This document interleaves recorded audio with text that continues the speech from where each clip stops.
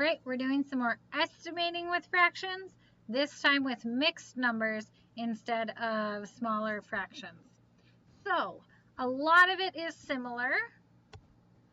If you have a fraction like 3 1/7, just look at the fraction part of it, say, okay, 1/7, well, I can picture what that's like, or I can go here, although it doesn't have sevenths, of course it doesn't. Say it was 3 1/8. So say I did, okay, 1/8, is that closest to 0, 1/2, or 1? Well, I can see it's pretty close to 0. So that means this part of it turns into 0, but I still have my whole number. So it's just 3 plus nothing else. So I would round that to 3. And then if I had a number like it was added to 5 6/8, say, okay, now I have 6/8, 3, 4, 5, 6. Technically, it's halfway in between 1/2 and 1. So say I rounded it to 1. That means this part of it would turn into 1. So now I still have my 5. I rounded up plus 1 more. So then that's 6. So then I'm adding 3 plus 6. So the answer to this would be about 9. Okay, so that's how you're doing your estimating. Round each one and then add them. Round each one and then add them. Okay, so just like you've been doing before, but now instead you're just having the whole number as well.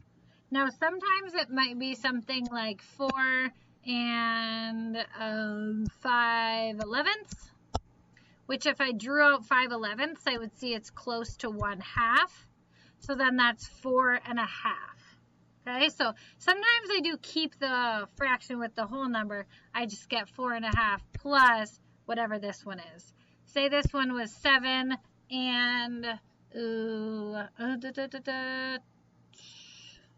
2/6. Well, 2/6 is also pretty close to 1/2, so I'd have 7 1/2. Now I need to add 4 1/2 plus 7 1/2. Well, 4 plus 7 is 11. 1/2 plus 1/2 is another whole. So 11 and another whole would be 12. So keep in mind when you're adding fractions, when you're adding halves together, that can happen. Now with subtracting, say I round it and I get 12 minus 2 1/2. Well, 12 minus 2 is 10, but I still need to take off another half, so I would actually get 9 1/2. Think about if I had a number line and I was on 12, and then I have 11 and 10, 9, 8. I'm going backwards 2 1/2 jumps. So I'm going to go backwards 1, backwards 2, and then backwards another half. And 9 1/2 is right in between 9 and 10. So those are the most common things I see when 5th graders are adding or subtracting with halves, is that sometimes it's easy to get a little mixed up on which way I need to go. Say I had 4 1/2 minus 1, that's 3 1/2. Okay, that one's a little easier to see. Or if I had 6 1/2 minus 2 1/2, well, 1/2 minus 1/2 is 0. 6 minus 2 is 4, so my answer is just 4.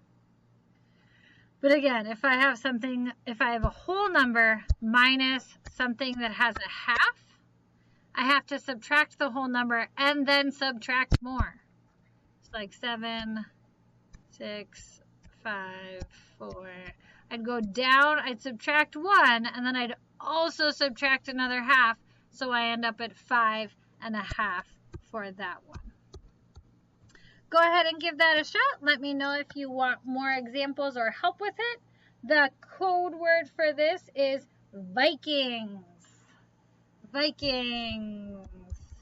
Bet you figured out that this whole phrase was all about my love of football and Vikings. So that is the code word. There's just one more on the next assignment. And good luck with your work.